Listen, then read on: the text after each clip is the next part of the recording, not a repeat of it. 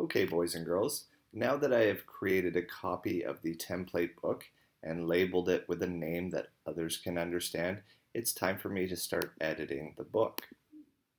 Now we can do just about anything that we want to with this book.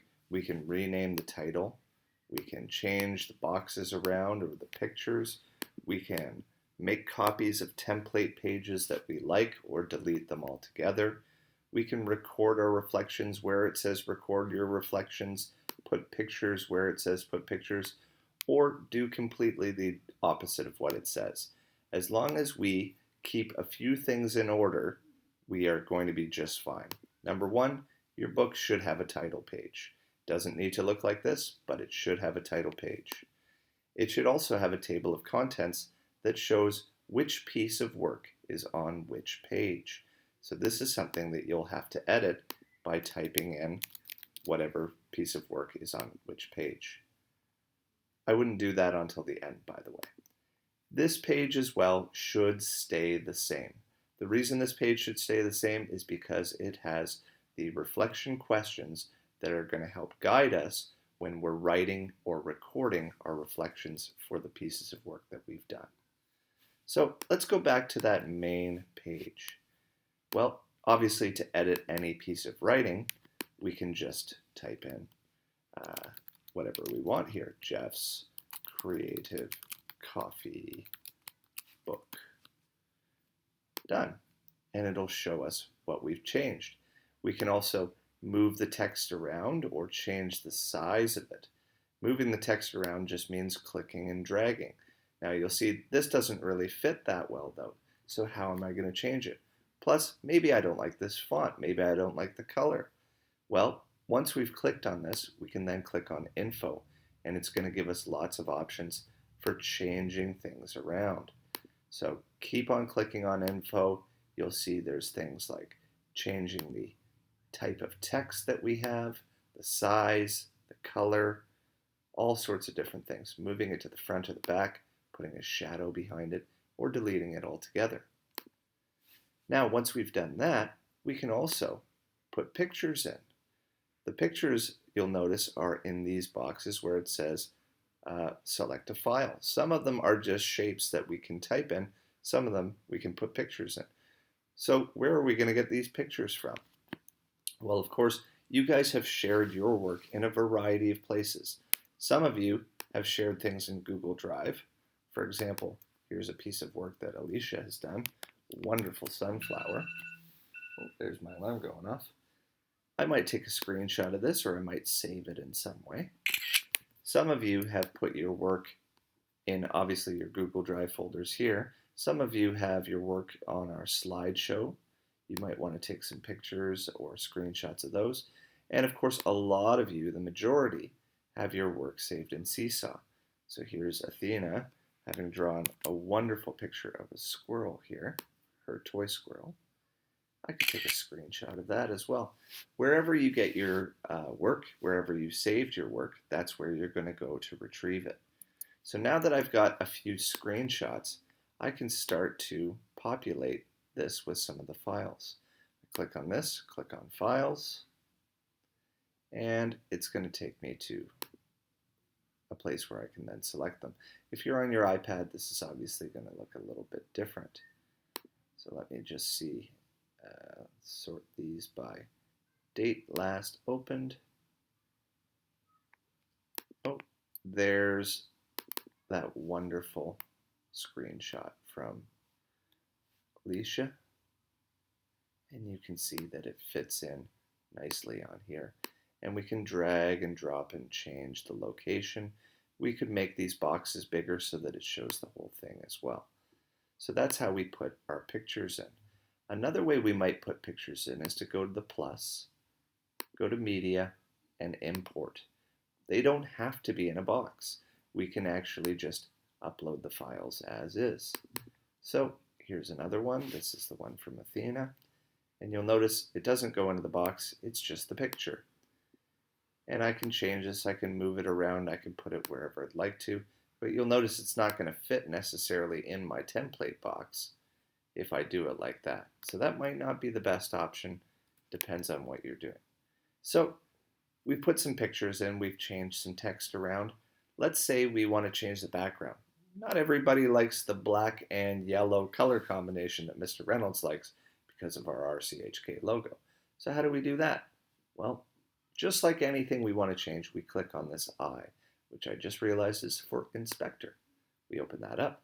We've got our page details, and we can go down, we can change to all different textures if we want to. We can make a wood background like that. We could do some comic-y kind of backgrounds, a lot more fun and spunky. They've got colors that we can change the background to, very plain, different types of paper. It's entirely up to you how you're going to do that.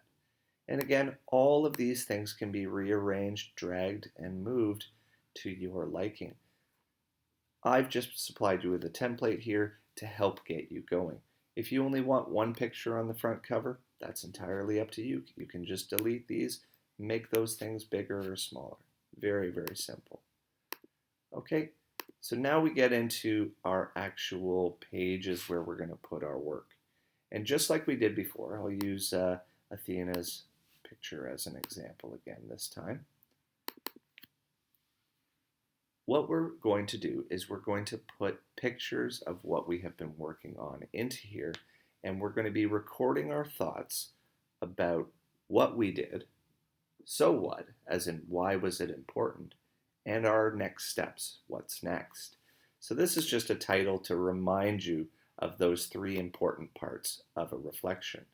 The so what part is the part that's going to take up the most room though. So if you see on some of the pages I've made, I've separated those, but there might not be enough room for all your so what reflections. But there are options for how we can put things in as well. Now, let's say I wanted to record my thoughts.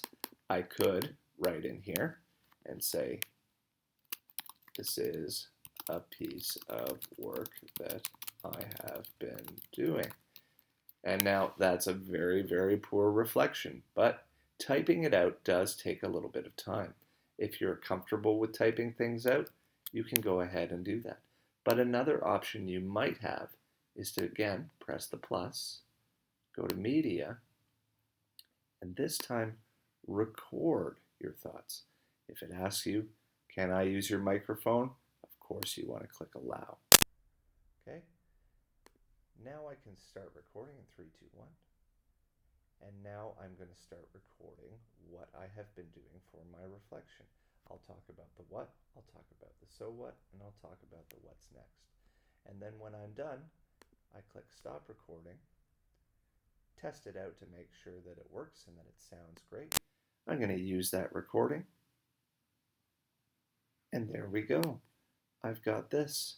If I want to put this in my little box, people will know to click on this when they want to hear what I have to say. So that's a perfectly acceptable option for what you can do with the recording. In fact, I'm going to click on this inspector. There's some options that you can do with that as well. Okay, so boys and girls, again, you do not need to keep the pages the way that I've had them. You can change them around. You can use one page, the same page over and over and over again. In fact, if you want to, you can go to pages and see everything. And you're going to have lots of things to reflect on, more probably than the number of pages that I've given you. So if you want to add more pages, you can click on these three dots. You can copy that page. If you like that template, say, ooh, I like this one with the double boxes. I'm going to use that again. Copy. There we go.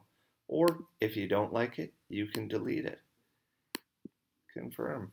And if you don't like the order things are in, it's very easy to move pages around. Again, the only things that need to stay in place are our cover, table of contents, and this questions page. Now, going back to this question page one more time, I would suggest that you write down these questions, because when you go to record your thoughts, these questions are really going to help you get through it. You don't need to answer the questions for every single piece that you do, but if you talk about what you created, what you learned, how you created it, where your creativity has been stretched, meaning what was a challenge for you and what your strengths are in terms of your creativity, These are great questions to be able to answer. If you can talk about why you're proud of a certain piece of work, or what you did and what you enjoyed, that's awesome. If you can talk about what you would do differently next time, what you're going to learn next time, and what are your next steps, maybe your piece of work is not finished yet. These 3 questions in the bottom are obviously our what's next type questions. So, boys and girls, take some time, have a play around. It doesn't need to look perfect, but I would love for you to share the pieces of work that you're proud of and the things that you have been doing, and just to tell us a little bit more. So rather than us looking at just a simple picture, we get a little bit more insight into how you have expressed your creativity in different ways over the course of this unit. Feel free to go back and listen to different parts of this video if you need some helpful tips. I know it's a little bit long. Thanks, boys and girls. Bye.